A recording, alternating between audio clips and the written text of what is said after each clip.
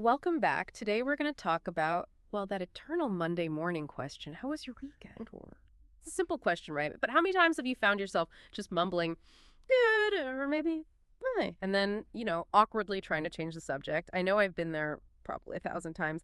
But here's the thing.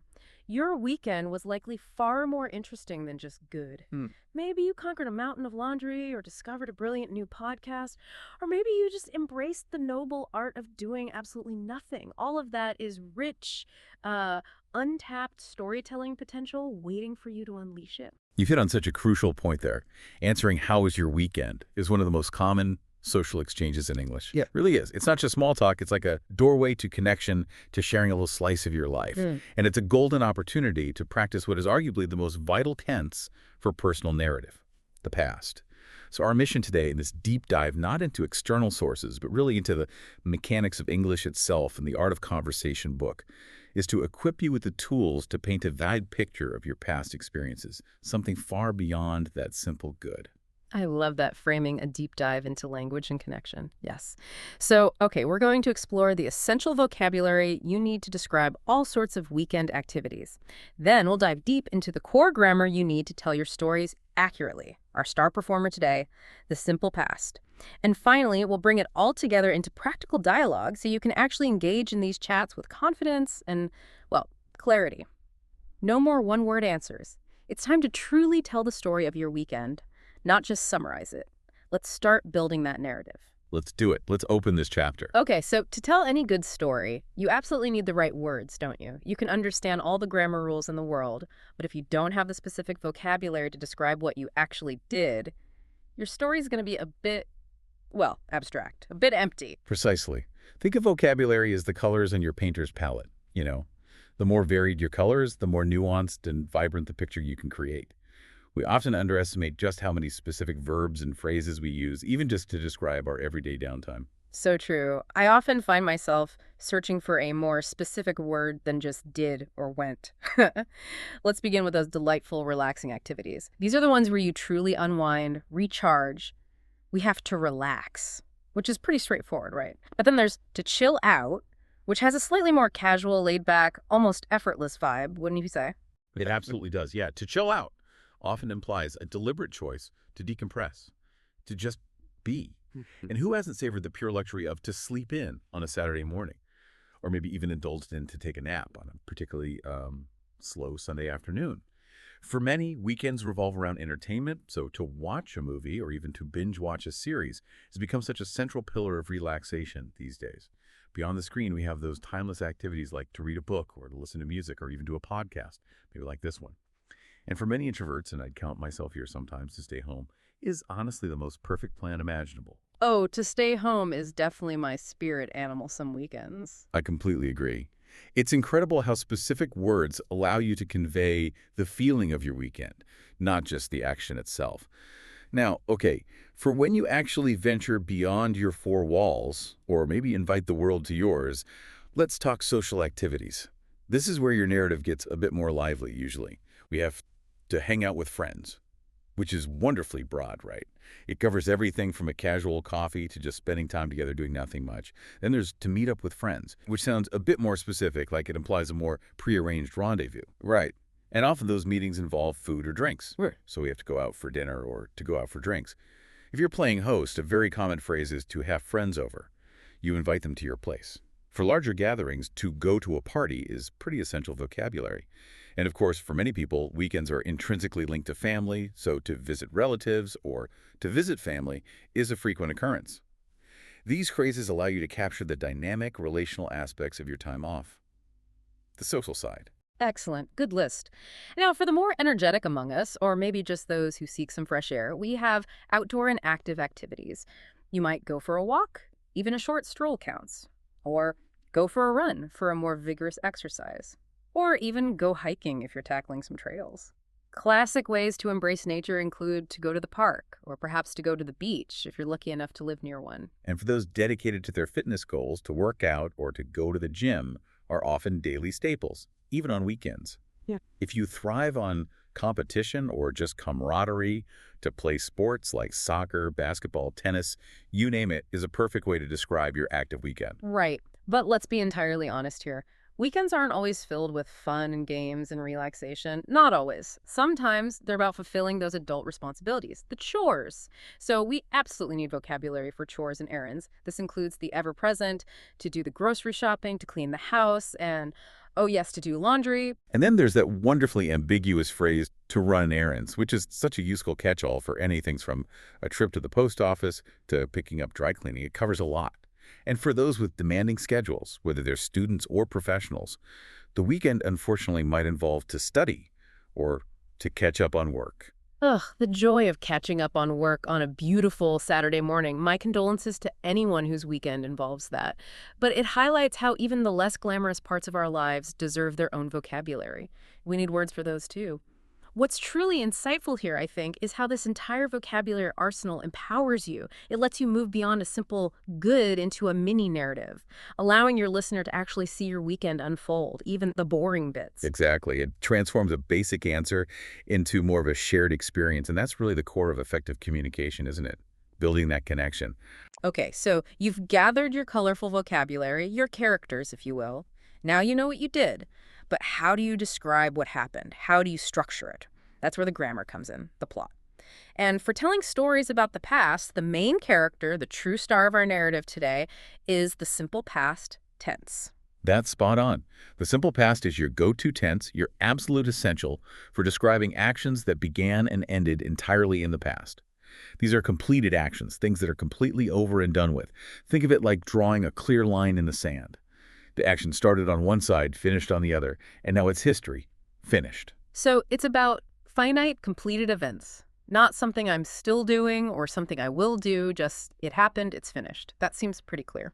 Precisely. And the main rule for the simple past, at least for the vast majority of verbs, which we call regular verbs, is remarkably straightforward. It really is. You simply add ed to the end of the base form of the verb. That's it for most cases. Okay, simple enough. Give us some tangible examples. How does that ed actually play out with common verbs? Of course. Take the verb watch. In the past, it becomes watched. Just add ea'd. Play transforms into played. And clean becomes cleaned. Yeah. See? Just that ea suffix attached right on the end. So if I wanted to describe my weekend, I could say, I watched a great movie on Saturday. Okay. Or we played soccer with some friends in the park. That feels incredibly intuitive. It's almost like a magic suffix you just stick on. It does feel that way sometimes. And here's where it truly simplifies things for you, especially when you're speaking. With regular verbs in the simple past, the verb form is the same for all persons. I watched, you watched, he watched, she watched, it watched, we watched, they watched. All the same. You don't have to worry about adding an S like you do for he, she, it in the simple present. Remember that. This consistency removes a whole layer of complexity and allows you to really focus on your vocabulary and the flow of your story. The main challenges, as we'll soon discover, are mastering the subtle pronunciation of that aid, which isn't always straightforward to A, and of course grappling with those infamous irregular verbs. Ah, yes, the rebels. Every language seems to have them, doesn't they? Those verbs that just stubbornly refuse to follow the rules, marching to the beat of their own drum. In English, we call them irregular verbs, and they certainly don't conform to that tidy-eat rule we just talked about. They absolutely do their own thing. They have their own unique forms in the past, and unfortunately, there's no real shortcut here. The most effective way to learn them is just through consistent exposure, lots of practice, and some memorization. But the silver lining is that many of the verbs you use most frequently in daily conversation, especially when talking about your weekend, happen to be irregular, so you'll naturally encounter them often, which helps. That's a good point. If they're common, then the more we use them, the more they'll hopefully stick. Can you walk us through some of the most common ones we'll definitely need for these weekend chats? The essentials. Let's do it. We'll start with the big one. Go. In the past, it transforms into went. Hello. So you want to say, I went to the beach on Sunday. Definitely not I goed, which is a really common mistake for learners. Went. Got it. That one feels very different from go. No G sound at all. Right. Next, have becomes had. For instance, we had a barbecue with our family. See changes to saw. I saw my friends at a party. Then there's eat, which irregularly becomes ate. We ate at a new Italian restaurant last night. Ate. Sounds delicious just saying it. What else is on the list? Okay, do becomes did. A very common phrase would be something like, I did nothing special, I just relaxed. Get shifts to, I got a new book from the library. And buy becomes bought. So she bought some new clothes at the mall. Buy, bought. That's a good pair to remember, especially since shopping is a common weekend thing. Indeed. Sleep becomes slept. So I slept in until 10 a.m., which for many of us is a weekend luxury we dream of. And finally, read is a bit tricky. The spelling remains the same, R-E-A-D, but the pronunciation changes completely. In the present, it's read, read, like the sound of a reed. In the past, it's read, read, like the color red. So I read a few chapters of my book on Sunday afternoon. Ugh. That pronunciation change for read always trips me up. It looks the same but sounds different. It's such a common verb, too. Okay, let me try a couple of these just to solidify them in my head. If I wanted to say I visited somewhere, I would say I went to my parents' house, not I goed. Right. And if I got a new gadget, it's I got a new phone rather than I get gated or something. Am I thinking about those correctly? You're absolutely on the right track. Yeah. Those are spot-on examples, and you've accurately identified how those irregular verbs behave. Yeah. And you also touched on two of the most frequent errors learners make, which is actually a great segue into what to watch out for. Speaking of those classic pitfalls, what are some of the typical traps that learners, and let's be honest, sometimes even native speakers, when they're rushing or not thinking, encounter when using the simple past? Are there particular moments where things tend to go, off the rails? That's an excellent question because recognizing common mistakes is really half the battle won. It helps you avoid them yourself. We just touched on the first two big ones, which are trying to make irregular verbs regular by just adding ed. It feels logical, but it's wrong. So the error of saying I go to the cinema, the correct form, as you aptly demonstrated, is I went to the cinema, because go is a steadfastly irregular verb, and its past form is went. There's simply no goad in the English language. And then there's bide instead of bought. I get why people do it. It feels so natural to just tack on the ed when you're used to that rule for most verbs. It's almost like a muscle memory thing linguistically. It is, but again, buy stands firm as an irregular. The correct past form is bought, so it's she bought a new dress, never ever she buyed. But now for the absolute classic, the one that truly causes an aha moment for so many learners. Using the past form when forming questions in the past, you frequently hear things like, did you went out? Or maybe, did she eat breakfast? Oh, yes, that one. I've heard that countless times, and I completely understand why it happens. Your brain knows it's past tense, so went or ate feels instinctively right in the moment. But my gut tells me it's not quite correct. Why is it wrong, and what's the core principle there? Because this one seems really important. Your gut is absolutely right. It's a very common and understandable mistake, but it's a definite grammatical misstep. The correct questions are, did you go out and did she eat breakfast? The fundamental rule is this.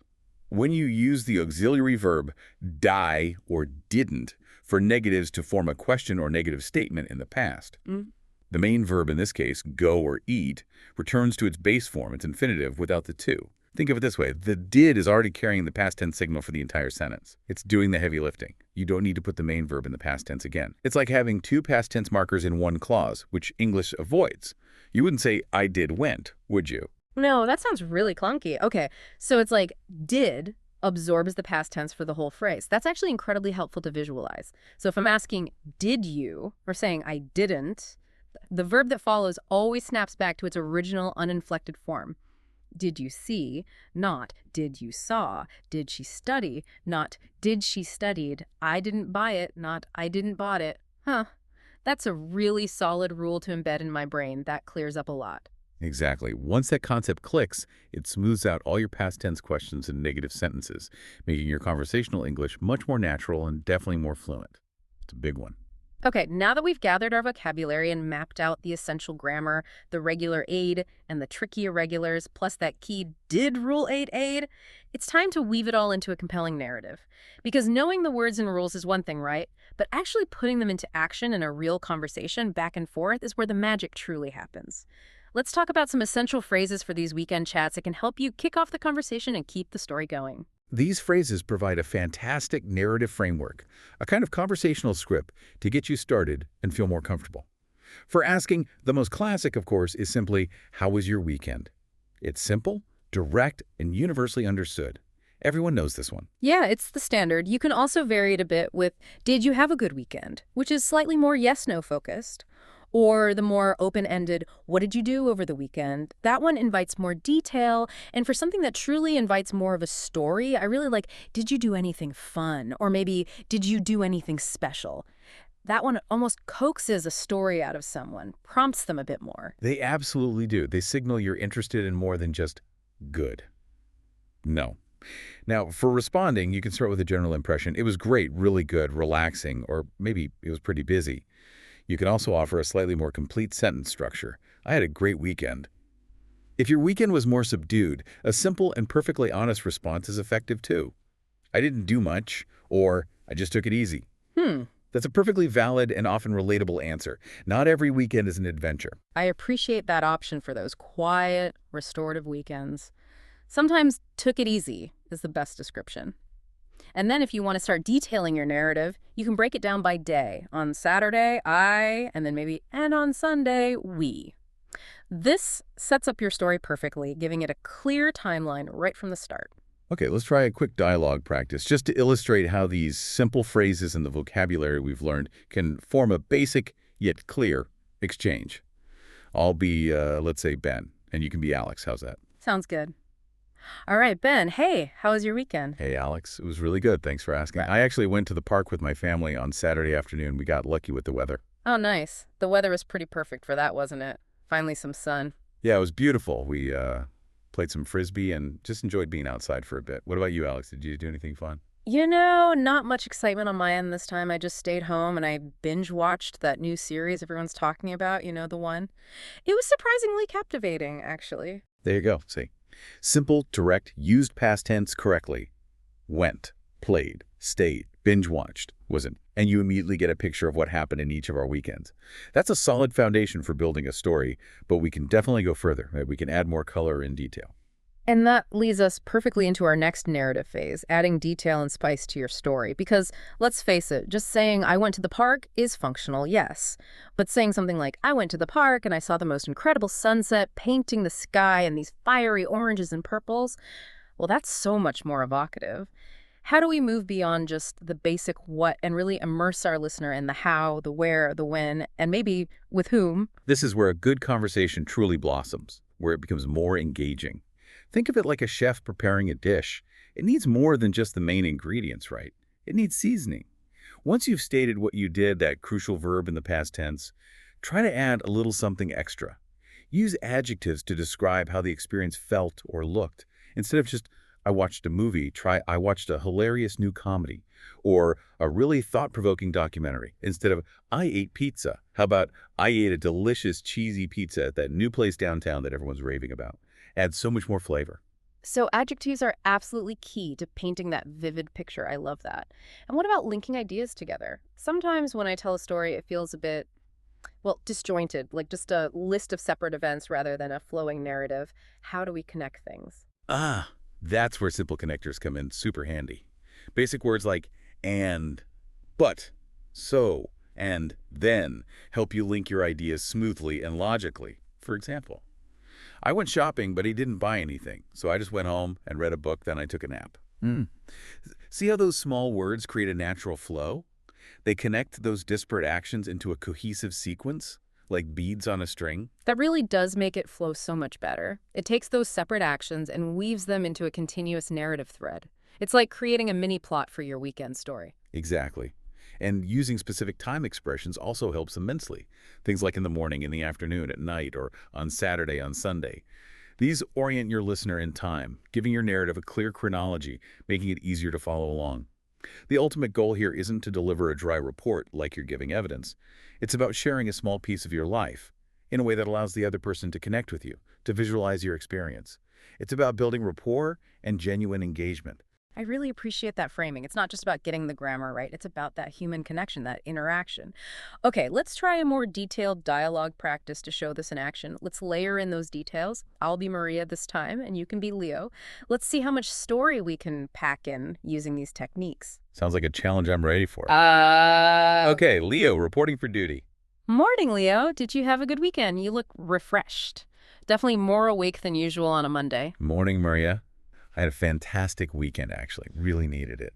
On Saturday morning, I finally managed to sleep in until almost 9 a.m., which felt absolutely glorious, pure bliss. Then in the afternoon, I met up with some old friends from college. We hadn't seen each other in ages, and we decided to go hiking spontaneously. Wow, hiking. That sounds pretty adventurous. Where did you end up going? Was it far? We went to the Red Rock Canyon National Park, just outside the city.